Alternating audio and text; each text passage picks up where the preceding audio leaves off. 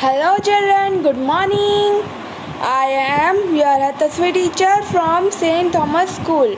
Today we are going to learn our SS subject. So from old book we have completed all our chapters. So from today we are going to learn from our new book.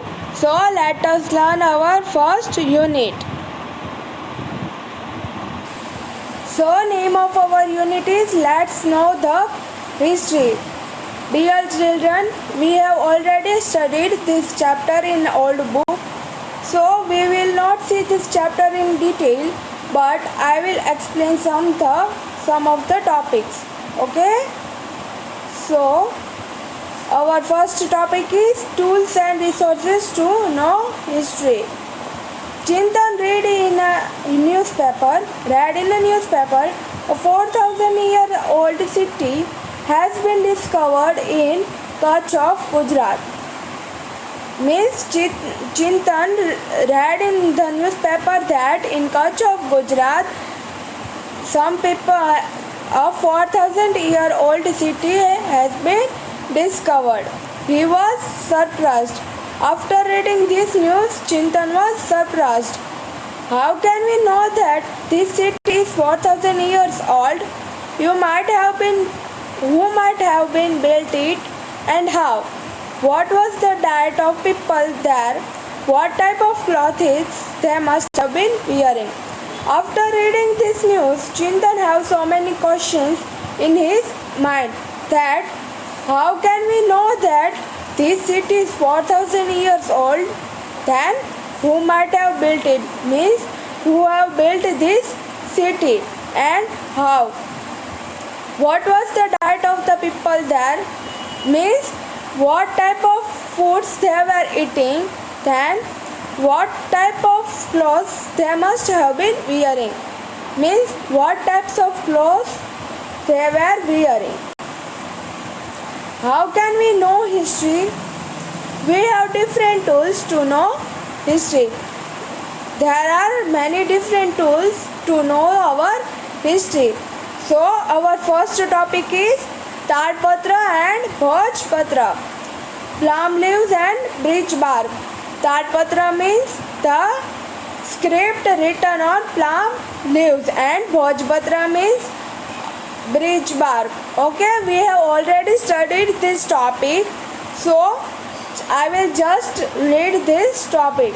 In the ancient time, men used plum leaves and birch barks for writing, what we call manuscript today. Tadpatra means manuscripts written on leaves of plum leaves. So dear children, you can underline this word, this sentence. Tadpatra means manuscript written on leaves of plum leaves. Bhojpatra means manuscripts written on birch bark which is found in the Himalayas. You can underline this sentence also. Bhojpatra means manuscript written on birch bark which is found in the Himalayas. With the help of manuscripts written on plum leaves and bark of birch, we get information about their language and lifestyle. Many such manuscripts have been found.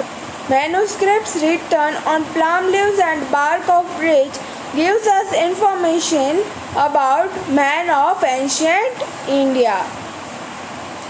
So here you can see the example of birch bark and plum leaves, or the example of Tadpatras and Bhojpatras.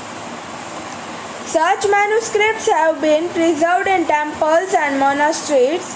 They have text in Sanskrit, Prakrit and Tamil. So you can underline this sentence.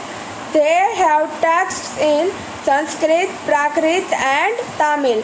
Means they have converted it in Sanskrit, Prakrit and Tamil language. Even poems, dramas, stories and epics were also written on Tadpatra and Bhojpatra. You can underline this. Even poems, dramas, stories and epics were also written on Tadpatra and Bhojpatra. They have also been preserved in the form of books. They have preserved these in the form of books. They give us knowledge about customs and traditions, social beliefs, lifestyle of kings, science, education, medicines, animals, etc. Our next topic is inscriptions. These also we have already studied in the old book, so I will just read this topic. Articles which are carved on the metal and stone are called stone inscription. You can underline this. Articles which are carved on the metals and stone are called stone inscriptions. We can know about history from stone inscriptions. Many times inscriptions were done on metal also. Kings used to converse with people by carving his order and commands on these rocks. Means the kings used to give orders or something else by carving on these rocks. Many kings and queens have inscribed information about their kingdom, victories, religion and culture on this stone. Means many king and queen have carved the information about their kingdom, then victories, religion and culture on this stone. Stone inscription of Ashoka are very famous. You can underline this. Stone inscriptions of Ashoka are very famous. Then records and inscriptions written on this are long lasting. Means the things or the records which is inscribed on the stone or written on the stone are long lasting. So in this you can see the example of, in this picture you can see the example of stone inscription of Ashoka times Junagadh. So our next topic is copper plate Tampatra. This topic also we have seen in old books. So I will just read this topic. The text which is engraved on a copper sheet is called Tatpatra. You can underline this. The text which is engraved on the copper sheet is called Tatpatra. Engraved means to carved on a hard metal or a hard thing. Many kings have engraved information about their administration and donation on Tatpatra. Means many of the kings have engraved the information about their administration and the donation or they have donated to the people or somewhere else. Such Tatpatra have been found in Gujarat in large number. Means Tatpatras are found mostly in Gujarat in a large numbers. They gives us information about a name, religion, administration and donation. Such Tampatras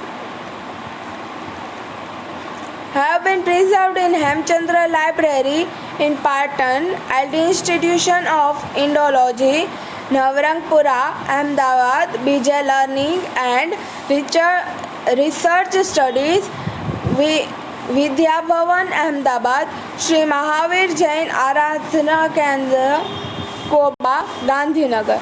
So dear children, in the third line of this topic, such Tatpatras, it is wrong.